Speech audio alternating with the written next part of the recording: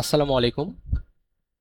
তো আজকে হচ্ছে আমরা যে টপিকগুলো কভার করার ট্রাই করব সেগুলো হচ্ছে সেমিকন্ডাক্টর ডায়োড বা সেমিকন্ডাক্টর ডায়োডটাকে আসলে আমরা ক্রিস্টাল ডায়োড হিসেবেও ডাকি। সো ক্রিস্টাল ডায়োড এটা কিভাবে আমরা হচ্ছে অ্যাজ আ রেকটিফায়ার আমরা ইউজ করতে পারি সেই জিনিসটা আমরা দেখব, এবং রেজিস্ট্যান্স অফ ক্রিস্টাল ডায়োড অর্থাৎ আমাদের সেমিকন্ডাক্টর ডায়োড বা ক্রিস্টাল ডায়োডের যে রেজিস্ট্যান্সটা আসলে কেমন হয় এই ব্যাপারটা নিয়ে হচ্ছে আমরা আলোচনা করব। সো এই কয়েকটা টপিক হচ্ছে আমরা কভার করার ট্রাই করব। তো চলো শুরু করা যাক। আমরা হচ্ছে একদম শুরুতে একটা জিনিস দেখতে পাচ্ছি যে ডায়োড, এই ওয়ার্ডটার সাথে কি আমরা ফ্যামিলিয়ার, আমরা কিন্তু পরিচিত না। সো আমরা একটু পরিচিত হয়ে আসি যে আসলে ডায়োড এই ওয়ার্ডটা দ্বারা আসলে কি বোঝাচ্ছে। আমরা প্রিভিয়াস যে লেকচারগুলো ছিল সেখানে হচ্ছে একটা জিনিস বারবার আপনাদেরকে বলছিলাম যে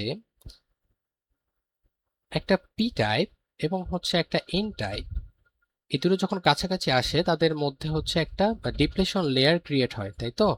একটা পি টাইপ ছিল সেমিকন্ডাক্টর, একটা এন টাইপ সেমিকন্ডাক্টর ছিল, তারা হচ্ছে যখন একজন আরেকজনের সংস্পর্শে আসে একটা ডিপ্লেশন লেয়ার ক্রিয়েট হয়, এবং আমরা এটাকে হচ্ছে পিএন জাংশন হিসেবে, এই পুরো রিপ্রেজেন্টেশনটাকে হচ্ছে একটা পিএন জাংশন হিসেবে বলেছিলাম, এবং কিভাবে পিএন জাংশন ক্রিয়েট করতে হয় সে ব্যাপারেও কিন্তু আপনাদেরকে ইন ডিটেলস বলেছিলাম।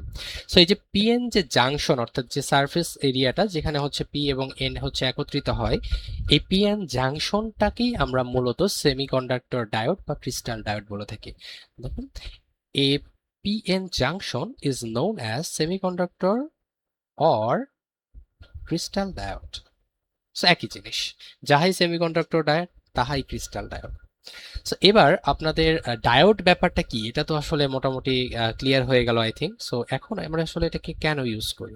ডায়োড হচ্ছে একটা স্মল, খুবই ছোট, এবং এটা খুবই চিপার একটা জিনিস, এবং এটাকে ইউজ করে আমরা হচ্ছে বিভিন্ন সার্কিটে ইউজ করে অনেক ইজি করে ফেলতে পারি, আমাদের প্রবলেম সলভিং যে ক্যাপাবিলিটি আছে এটার উপরে অনেক ইনহ্যান্স করতে পারি। সো এই জন্য হচ্ছে আপনাদের সেমিকন্ডাক্টর ডায়োডটা অনেক এত বেশি ফেমাস হয়েছে।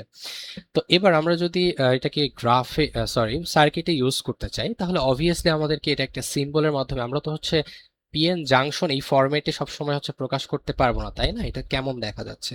সো অবভিয়াসলি আমরা যেমন রেজিস্ট্যান্সকে হচ্ছে এইভাবে প্রকাশ করি, এরকম সার্কিটে আমরা ডায়োডটাকে হচ্ছে ঠিক এইরকম একটা সিম্বল দ্বারা প্রকাশ করে থাকি। এখন এই সিম্বলের কোন অংশটুকু আসলে কি, কোনটার কি নাম, এই জিনিসগুলো আমাকে জানতে হবে যদি আমি সার্কিটে ইউজ করতে চাই, রাইট? আমাদের যে এই যে ত্রিভুজের মতো একটা অ্যারো সাইনের মতো, রাইট? আপনারা একটু খেয়াল করে দেখবেন এটা কিন্তু একটা অ্যারো সাইনের মতো। সো এই অংশটাকে আমরা বলি হচ্ছে অ্যারো হেড, এবং এই সাইডে হচ্ছে আমরা জাস্ট একটা দাগ দেই, এটাকে আমরা হচ্ছে বার বলি। এবার প্রশ্ন হচ্ছে যে আমরা যখন সার্কিট ইউজ করব, আমাদের তো এখানে হচ্ছে একটা পজিটিভ সাইড ছিল, এখানে একটা নেগেটিভ সাইড ছিল। সো আমাদের এখানে অবভিয়াসলি এটা থাকা উচিত। সো আমরা হচ্ছে এই যে অ্যারো হেডের এই সাইডটাকে হচ্ছে পজিটিভ এবং বারের এই সাইডটাকে হচ্ছে নেগেটিভ ধরি, রাইট? এবং যখন আমরা সার্কিট ইউজ করি আমরা জানি যে সার্কিটে হচ্ছে দুটো ওয়ার্ড আসলে অনেক বেশি কমন। একটা হচ্ছে অ্যানো, যেটা হচ্ছে পজিটিভ সাইডকে রিপ্রেজেন্ট করে, এবং আরেকটি টার্ম হচ্ছে ক্যাথোড, যেটি হচ্ছে আপনার নেগেটিভ পোর্শনটাকে রিপ্রেজেন্ট করে। সো আই থিঙ্ক আপনাদের হচ্ছে ডায়োড বা সেমিকন্ডাক্টর ডায়োডের রিপ্রেজেন্টেশন নিয়ে আর কোনো প্রবলেম থাকবে না। এবার হচ্ছে আমরা নেক্সট টপিকে মুভ করছি, যেটা হচ্ছে যে কিভাবে আমরা এই সেমিকন্ডাক্টর ডায়োড বলেন বা ক্রিস্টাল ডায়োড বলেন এটাকে অ্যাজ এ রেকটিফায়ার সার্কিট হিসেবে আমরা ইউজ করতে পারি বা অ্যাজ এ রেকটিফায়ার হিসেবে ইউজ করতে পারি। তাহলে ফার্স্টে আপনাদের মাথায় হচ্ছে একটা কোশ্চেন অ্যারাইজ করছে যে রেকটিফায়ারটা আসলে কি। সো আমরা একটু দেখি যে রেকটিফায়ারটা আসলে কি। সো রেকটিফিকেশন এই ওয়ার্ডটা থেকে হচ্ছে রেকটিফায়ার এই ওয়ার্ডটার ইনভেনশন। সো রেকটিফিকেশন মানে ইন এ সিম্পল ওয়ার্ড আমরা জাস্ট একটা এসি কারেন্টকে ডিসি তে কনভার্ট করব, যেটার মাধ্যমে করব সেটাকে রেকটিফায়ার বলা হচ্ছে, আর যেই প্রসেসটার মধ্যে করব এটাকে বলা হচ্ছে রেকটিফিকেশন, রাইট? সো এখন ডিসি এবং এসি কারেন্ট কি আসলে এই জিনিসটা আপনাদের একটু ক্লিয়ার হওয়া উচিত। যে আমি হচ্ছে একটা এসি কারেন্টকে যদি দেখি বা অল্টারনেটিভ কারেন্টকে দেখি, এর ডিরেকশন সবসময় হচ্ছে চেঞ্জ হতে থাকে, এবং আমরা যদি ডিসি কে দেখি তাহলে হচ্ছে এর ডিরেকশনটা কখনো ওরকম ভাবে চেঞ্জ হয় না, অর্থাৎ সে হচ্ছে ইউনিডিরেকশনাল হয়, তাই তো? মানে কথার কথা, আমরা যখন একটা এসি কারেন্ট দেখি তখন আমরা এরকম আপ ডাউন করতে করতে দেখি, আমরা হচ্ছে দেখি কন্টিনিউয়াসলি হচ্ছে তার কারেন্টের যে ডিরেকশনটা বা যে দিকটা এটা সবসময় চেঞ্জ হতে থাকে, ঠিক আছে? কিন্তু আমরা যখন একটা ডিসি লাইন দেখি, আমরা ডিসি লাইন সবসময় হচ্ছে ম্যাক্সিমাম ক্ষেত্রে এরকম একটা কার্ভ দেখি, রাইট? এটা হচ্ছে কখনো চেঞ্জ হয় না ডিরেকশনটা, এটা হচ্ছে ইউনি ডিরেকশনাল বলতে পারি আমরা, বা একটা একটা ডিরেকশনে কাজ করে। তো এটাই যে রেকটিফিকেশনের মাধ্যমে আমরা হচ্ছে এই যে ডিরেকশনটা চেঞ্জ হচ্ছে, যে অর্থাৎ অল্টারনেটিভ কারেন্টে যেটা আছে এটাকে হচ্ছে ইউনিডিরেকশনাল বা হচ্ছে ডিসি কারেন্টে কনভার্ট করে ফেলি। তো আপনাদের মনে হতে পারে যে এটা আসলে কেন দরকার। আমরা অনেক জায়গা আছে যেখানে আসলে এসি কারেন্ট কিভাবে ইউজ করা যায় না, সো ডিসি কারেন্ট আসলে দরকার হয়। তো ইন দ্যাট কেস আমরা চাইলে এসি কে হচ্ছে ডিসি তে কনভার্ট করে নিতে পারি অ্যাজ রেকটিফায়ার ইউজ করার মাধ্যমে।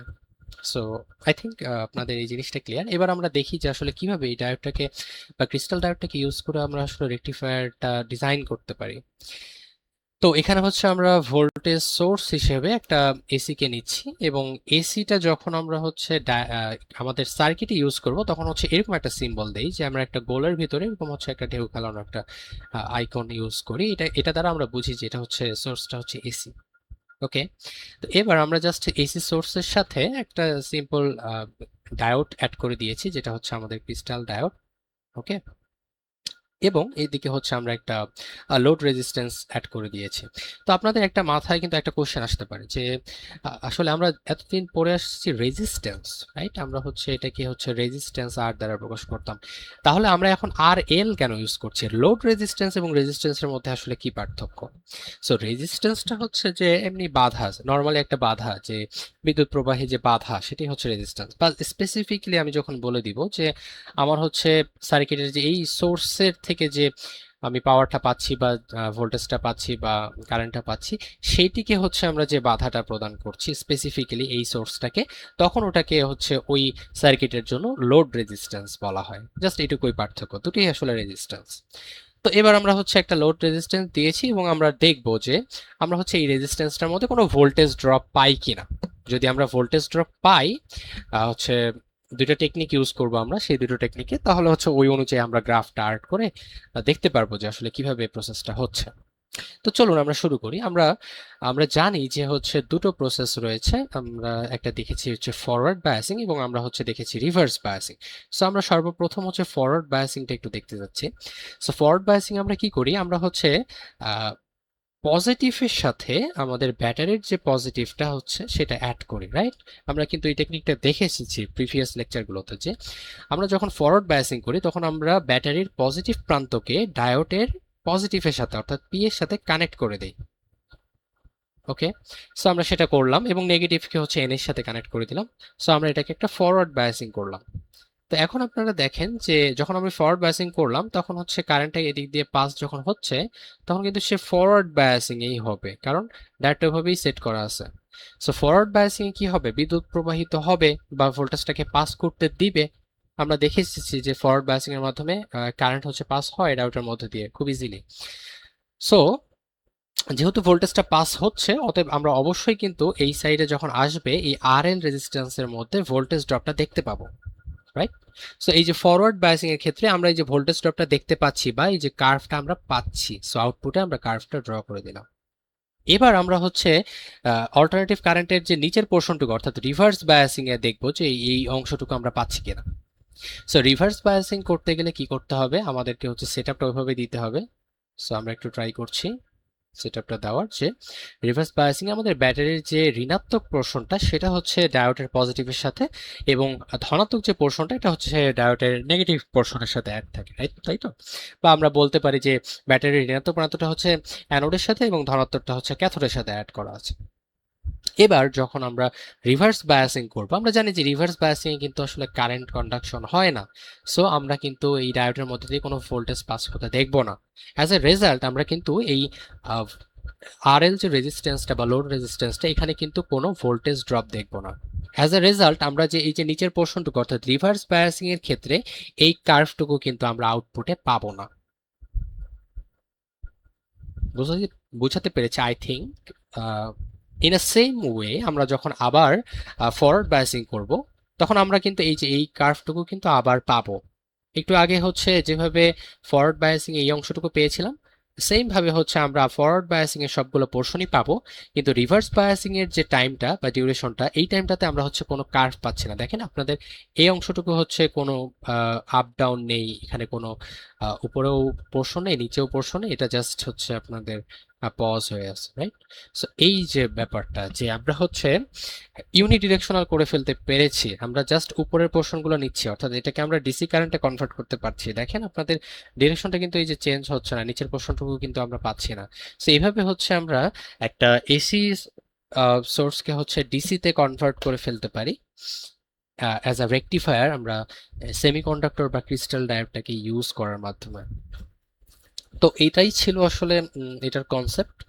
এবার আমরা কিছু জিনিস একটু দেখবো, একটু এক্সারসাইজ করব যে আমাদের হচ্ছে বেসিকটা ঠিকঠাক আছে কিনা এটা টেস্ট করার জন্য। যেমন আপনারা এক্সাম্পল 6.1 এ একটা জিনিস দেখতে পাচ্ছেন যে কয়েকটা ফিগার দিয়ে দেওয়া হয়েছে এবং বলছে এখানে যে in each diode circuit find whether the diodes are forward or reverse bias, অর্থাৎ ডায়োডটা কি আসলে ফরওয়ার্ডে আছে নাকি রিভার্সে আছে বা কোন টাইমে আসলে কিসে আছে সেটা হচ্ছে আমাদেরকে আইডেন্টিফাই করতে হবে, এটি আমাদেরকে ফাইন্ড আউট করতে হবে।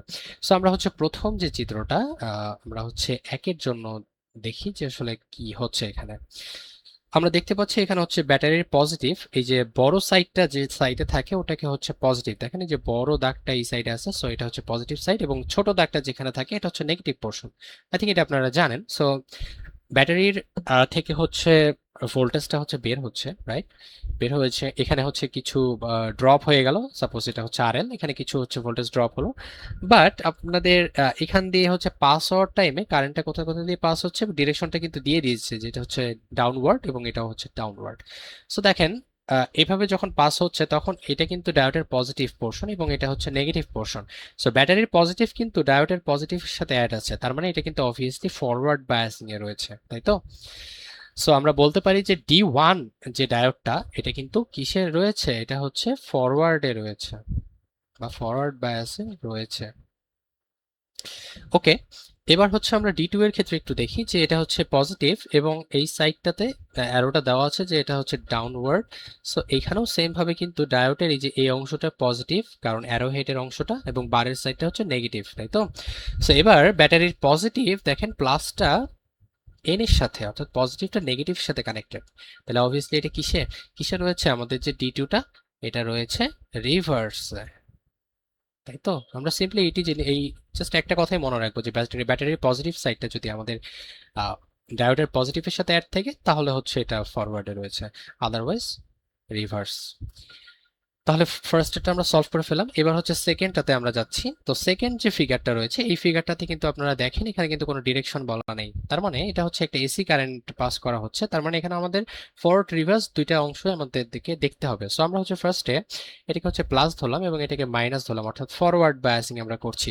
কিভাবে বুঝলাম যে এটা ফরওয়ার্ড বায়াসিং হচ্ছে, দেখেন আপনাদের হচ্ছে পজিটিভটা কিন্তু এই যে অ্যানোডে সরি আমাদের যে ডায়োডটা এটার পজিটিভের সাথে অ্যাড আছে, সো পজিটিভের সাথে অ্যাড আছে, তার মানে অবভিয়াসলি আমরা বলতে পারছি যে এখানে যে ডায়োডটা এই ডায়োডটা যখন আমরা ফরওয়ার্ড বায়াসিং করছি তখন হচ্ছে ফরওয়ার্ডেই রয়েছে, বা এটাকে কিভাবে বলা যায় যে হচ্ছে পজিটিভ হাফ সাইকেলে যখন আমরা আসি তখন হচ্ছে এটা হচ্ছে কি হচ্ছে ফরওয়ার্ড হচ্ছে, অর্থাৎ আমরা যখন পজিটিভ হাফ সাইকেল নিচ্ছি,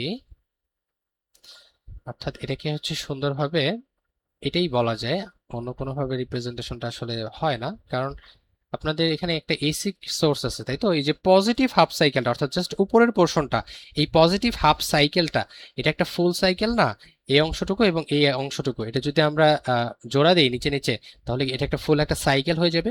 সো এটার জাস্ট উপরের অংশটুকু নিচ্ছে, তার মানে একটা হাফ সাইকেল, কোন হাফ সাইকেল, পজিটিভ অংশের হাফ সাইকেল। সো এই পজিটিভ হাফ সাইকেলটা যখন নিচ্ছি তখন আমাদের কি হচ্ছে, এই ডায়োডটা ফরওয়ার্ডে রয়েছে, তাই তো?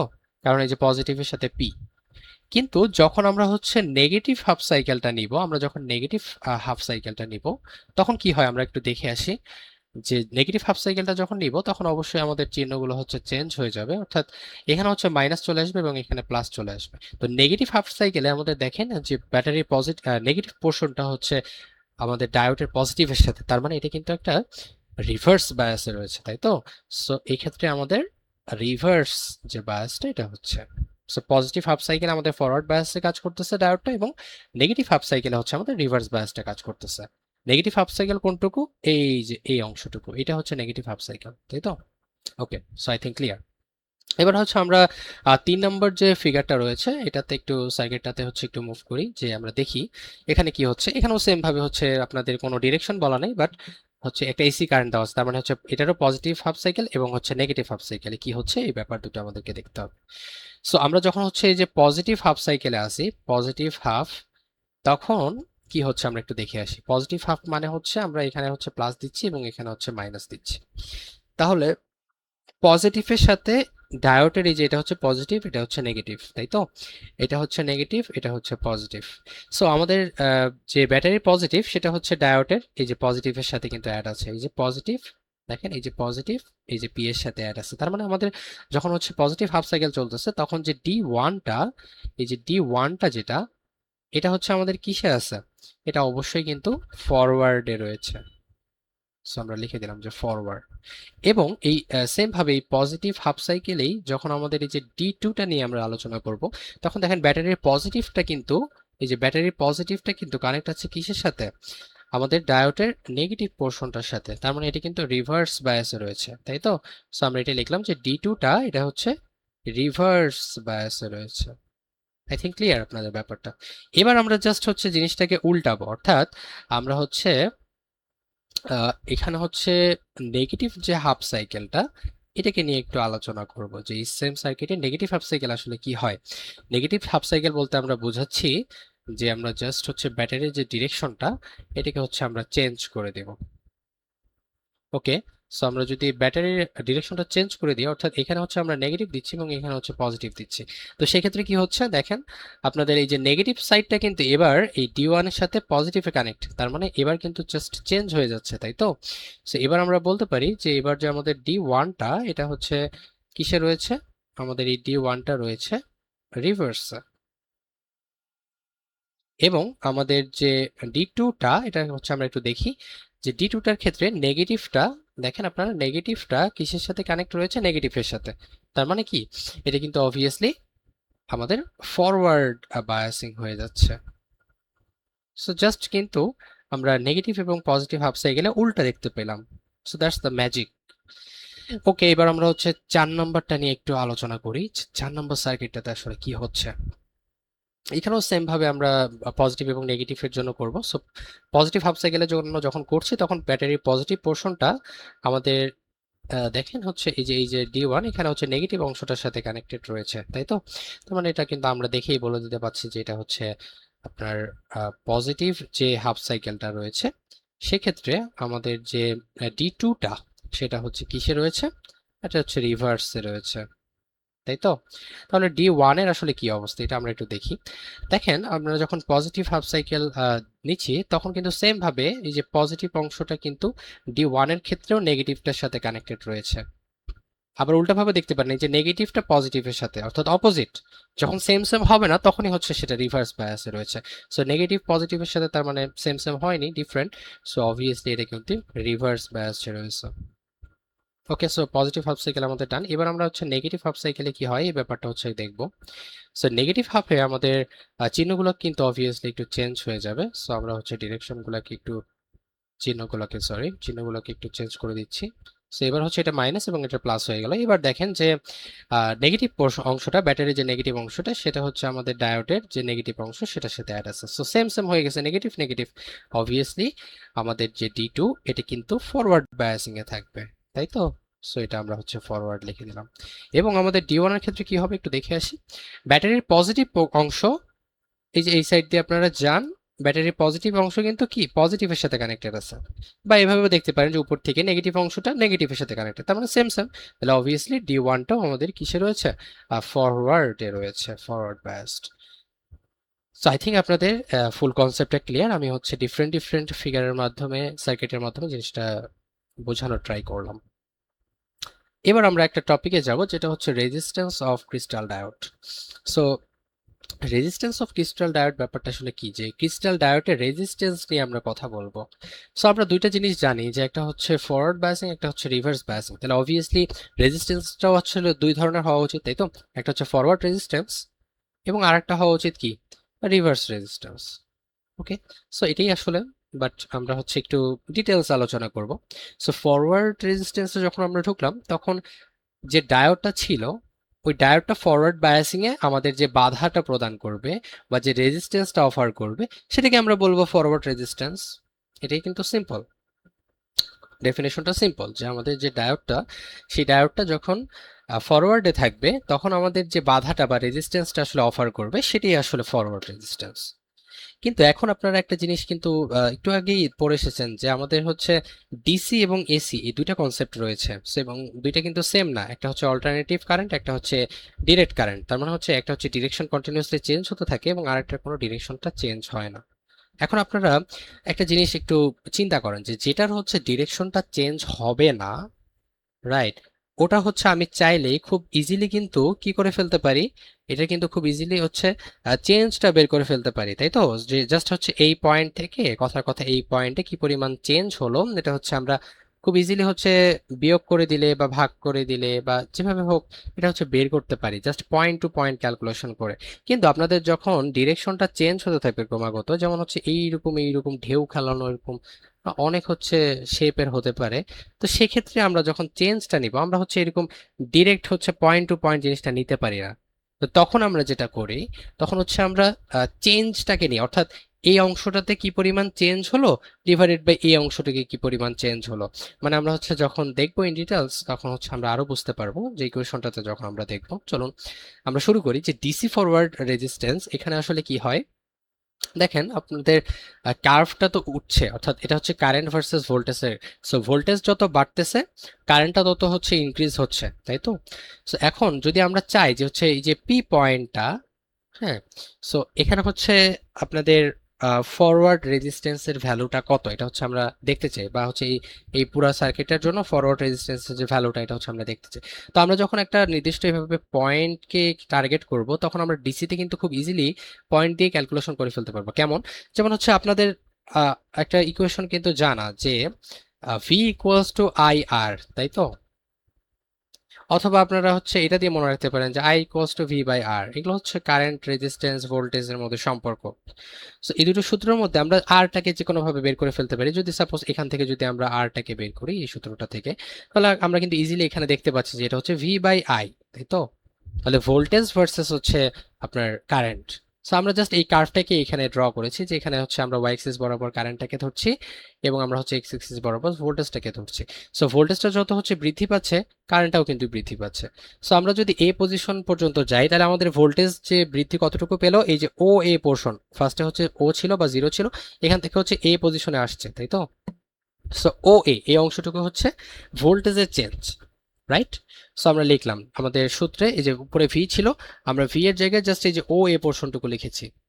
আবার সেম ভাবে কারেন্টের চেঞ্জ লিখতে হবে এখন নিচে। কারেন্টের চেঞ্জটা আপনারা দেখেন, কারেন্ট হচ্ছে ওয়াই এক্সিস বরাবর। সো কারেন্টের চেঞ্জটা হচ্ছে কি, দেখেন এই যে পি পোর্শনটা এই পর্যন্ত গেছে, সো হচ্ছে ও থেকে হচ্ছে বি পর্যন্ত আমাদের গেছে, তাই তো? এই অংশটুকু।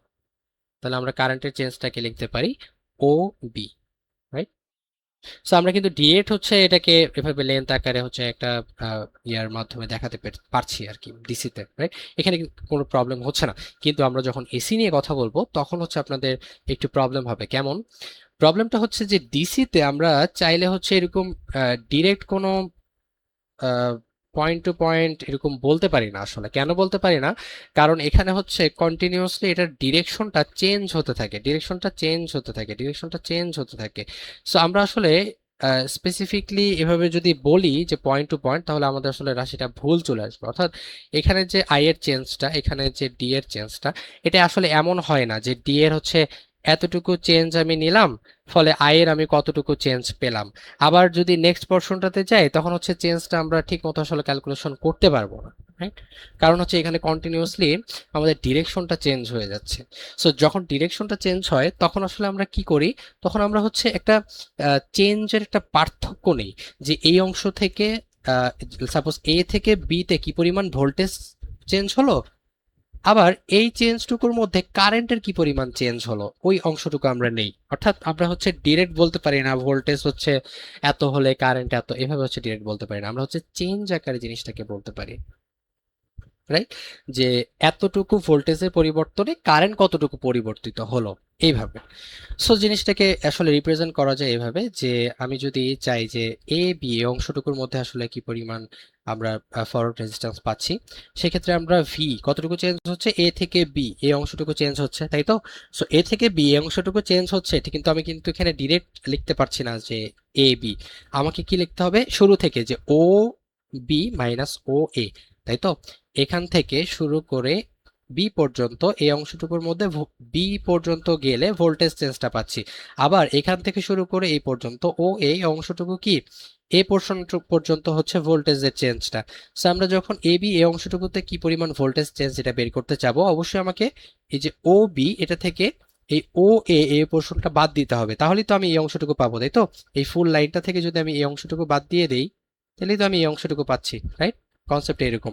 সো আমি যখন এরকম ভোল্টেজের চেঞ্জটা বের করতে চাবো, তখন আমাকে হচ্ছে এই যে ওসি থেকে ও এটা বাদ দিচ্ছে। কেন কেন কারণ ওরা হচ্ছে এসিটা বের করছে, ওরা হচ্ছে এসিটা বের করছে। সো আমি যদি এবি বের করতাম, আমি সেম ভাবে হচ্ছে ওবি থেকে ও এ এই অংশটুকু বাদ দিতাম, রাইট? সো একই জিনিস। সো ওরা যেটা করছে যে ওসি থেকে ও এটা বাদ দিচ্ছে, তাহলে আমরা হচ্ছে কি পেয়ে যাই দেখেন আপনারা, ও সি এই অংশটুকু, এটা থেকে যদি আমরা জাস্ট হচ্ছে ও এ এই অংশটুকু বাদ দিই, অর্থাৎ এই যে এই অংশটুকু যদি বাদ দিই, তাহলে আমরা কি এই যে এই অংশটুকু পেয়ে যাচ্ছি, এটুকুই তো বাকি থাকে, তাই তো? এই অংশটুকু বাদ চলে গেছে, তাহলে এই অংশটুকুই বাকি থাকে, অর্থাৎ এ থেকে সি এটা পাচ্ছি। সো এটা জাস্ট লিখছে যে এই যে এসি। আবার এই অংশটুকুর জন্য স্পেসিফিকলি কারেন্টের কতটুকু চেঞ্জ হচ্ছে, আমরা এই চেঞ্জটাকে নিব। সো কারেন্টের চেঞ্জ আমরা দেখি যে এই যে এই পোর্শন এটার উপরে গেলে আমরা পাচ্ছি ডি বিন্দু, আবার সি পোর্শন এটার উপরে গেলে আমরা পাচ্ছি এফ বিন্দু।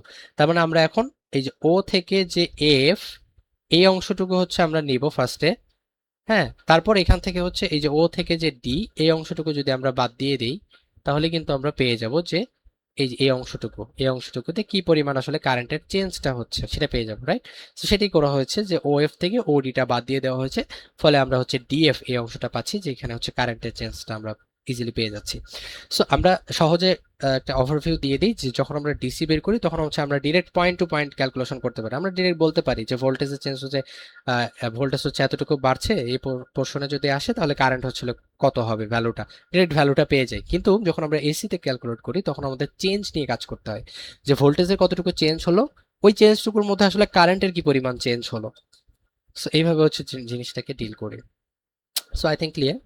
এবার হচ্ছে আমরা রিভার্স যে রেজিস্ট্যান্স এটা নিয়ে কথা বলি। আপনারা কিন্তু একটা জিনিস খুব জানেন আসলে আগে, যে ফরওয়ার্ড যে বায়াসিংটা এটাতে হচ্ছে কারেন্টের কন্ডাকশনটা খুব ইজিলি হতে পারে, কিন্তু রিভার্স বায়াসিং কিন্তু কোনো কারেন্ট কন্ডাকশন হয় না, হলেও খুবই কম, খুবই অল্প, সেটা নগণ্য, ইগনোরেবল। সো নেগলিজিবল যে আমরা বলছি রিভার্স বায়াসে, কেন আসলে? কারণ খুবই অল্প পরিমাণে হচ্ছে কারেন্টের ফ্লোটা হয়, তাই তো? সো কারেন্টের ফ্লো খুব অল্প হচ্ছে, এর মানে কি? এর মানে হচ্ছে আমাদের যে রেজিস্ট্যান্স বা বাধা, এই বাধাটা অনেক বেশি, তাই তো? আর আমরা যে ফরওয়ার্ড বায়াসিং এ আমরা বলছি যে কারেন্টটা খুব ইজিলি পাস হতে পারছে, তার মানে কি আমাদের যে বাধা বা রেজিস্ট্যান্স এটা কম।